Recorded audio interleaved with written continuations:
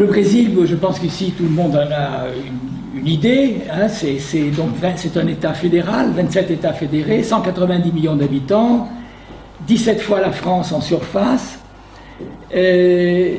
presque 6 millions de kilomètres carrés de propriétés foncières agricoles et plus de 5 millions d'exploitations agricoles. Et dans ces propriétés, certaines sont très grandes. On en comptait récemment plus de 200 qui ont plus de 100 000 hectares chacune. Pour ceux qui savent ce que c'est qu'une exploitation agricole française, ils peuvent faire le rapport entre les grandes françaises et les grandes brésiliennes. Et comme vous le savez tous, c'est un pays très porté sur les marchés internationaux et il est parmi les leaders sur un certain nombre de produits que vous connaissez, le soja, le sucre, l'alcool, le café, la viande de bœuf, les volailles, le jus d'orange. Il est premier ou deuxième exportateur. Et donc il y a sur cet immense territoire des régions qui sont très différenciées, hein, du point de vue écologique, du point de vue du climat. Alors on distingue en gros l'Amazonie qui est le tiers du pays à peu près, même un peu plus. En vert, vous avez en bleu la région qu'on appelle le Nord-Est, qui est la plus ancienne colonisée par les Portugais lorsqu'ils sont arrivés au Brésil, qui est une zone qui est en grande partie semi-aride, donc un climat assez difficile, et qui a été au départ une zone sucrière essentiellement. La partie rouge, c'est la partie industrielle, qui a été la première industrialisée avec la région de São Paulo, qui est aussi historiquement importante avec Rio de Janeiro. La partie jaune, c'est la partie du sud, qui est aussi une région très en avance, la plus européenne au fond, là où l'émigration du 19e siècle et du début du 20e en provenance d'Europe a été importante. Et la région violette, c'est la région de l'ouest, disons, mise en valeur dans le dernier demi-siècle, où l'on trouve les plus grandes exploitations productrices de soja, par exemple.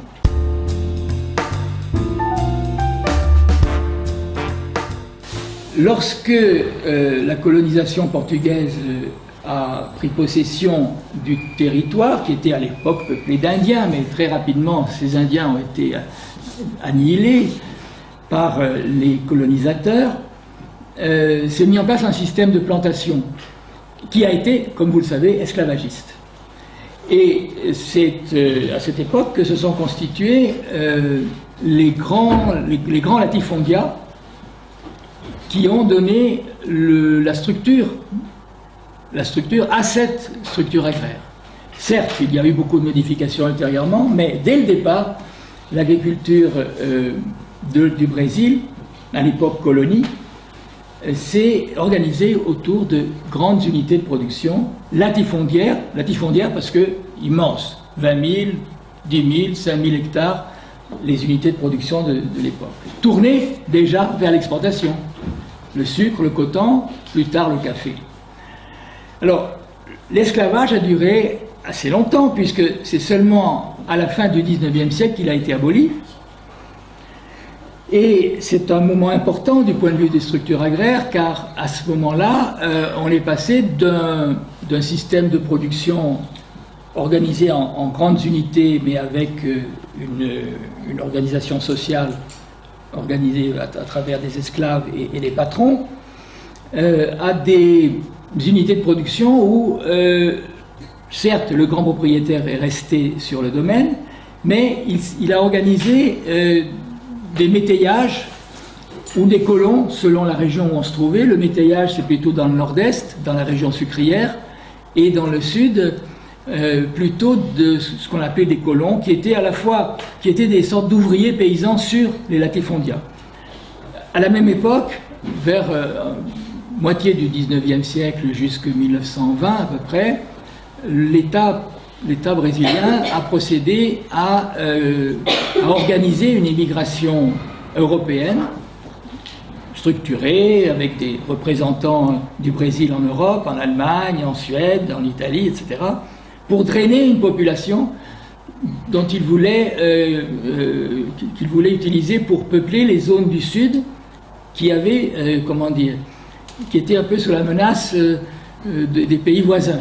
Depuis les années 30, des migrations internes sont prévues pour mettre en valeur les parties intérieures, notamment les parties que tout à l'heure j'indiquais en violet, où là ont été mis en place des grands programmes que l'État a gérés pour permettre de coloniser ces zones qui étaient pratiquement dépeuplées jusqu'à cette époque-là, avec à la fois des agriculteurs moyens et d'autres, des grands latifondiats qui se sont créés donc, dans une période relativement récente. Après la Deuxième Guerre mondiale, il y a un débat qui s'instaure au Brésil pour savoir comment faire sortir ce pays d'une situation très agricole, dominée par les grands propriétaires, qui est dominée la production de café, par exemple, à São Paulo, et qui avaient des terres en grande partie utilisées de manière très extensive. Ce qui provoque dans ce débat l'apparition d'une demande de réforme agraire.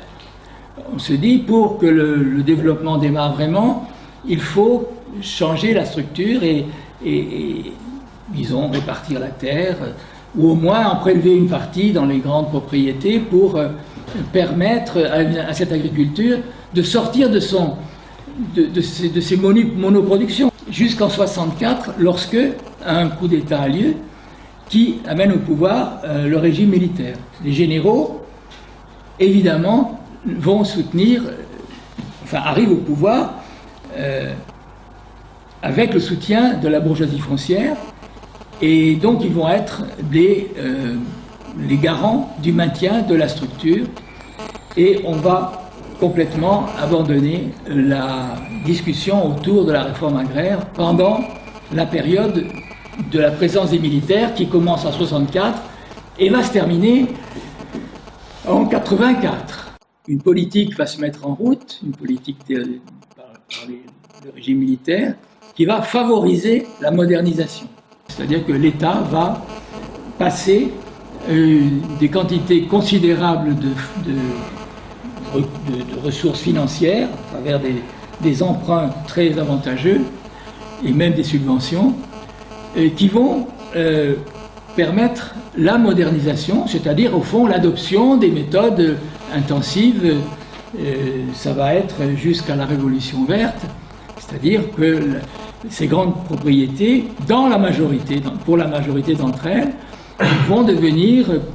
vont se capitaliser, s'équiper en matériel, utiliser les moyens de production industrielle. Donc il y a une véritable modernisation, une augmentation de la production, une diversification de la production aussi.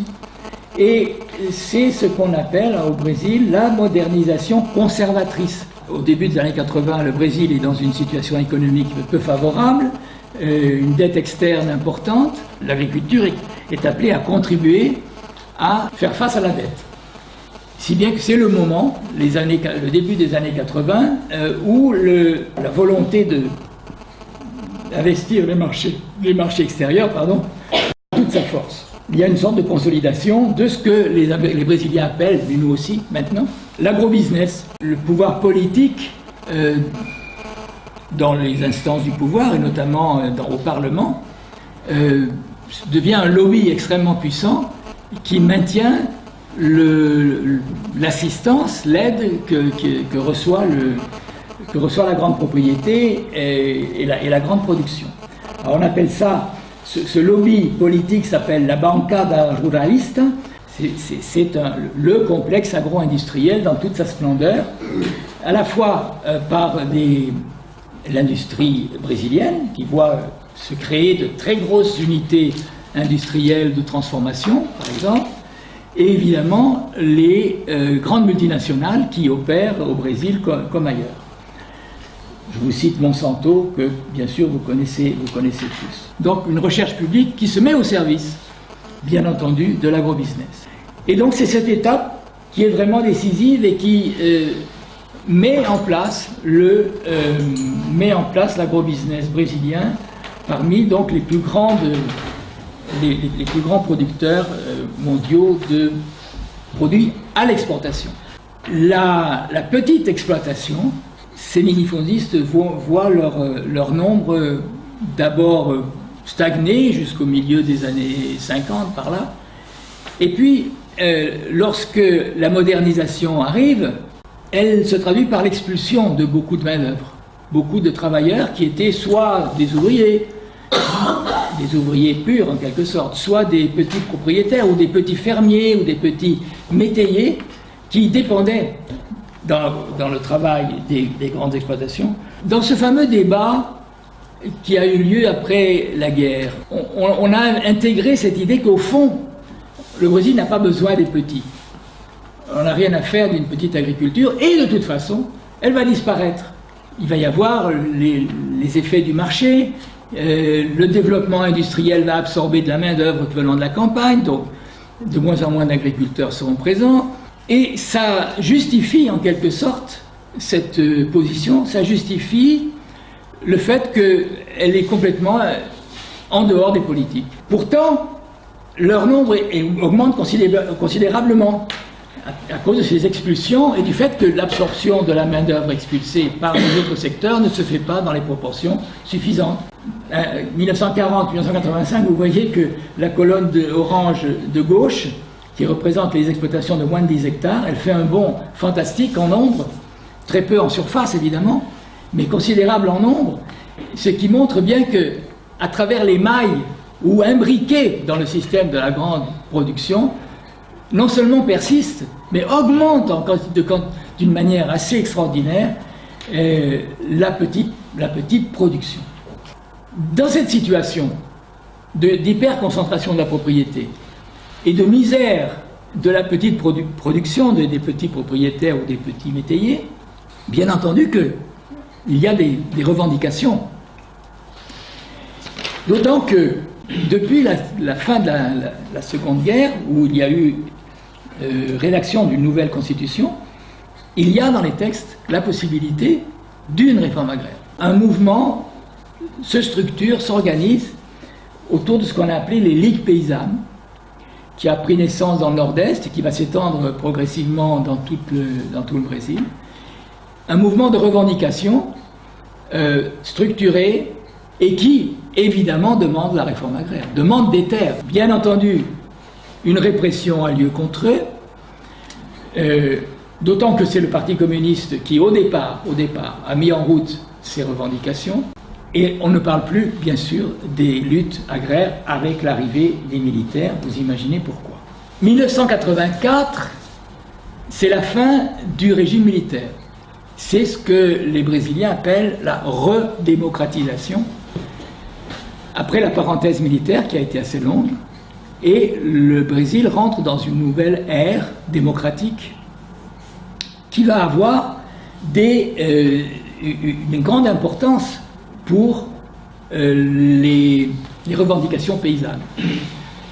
Dès 1984 se crée, donc juste au moment même, évidemment, dès que les vannes s'ouvrent, dès que les militaires ne sont plus là, l'expression démocratique, syndicale, politique se développe à toute allure. Et l'on voit, par exemple, se créer le mouvement des paysans sans terre, qui va avoir, et qui a encore aujourd'hui, un rôle très important dans à la fois les luttes et les réalisations de réformes agraires.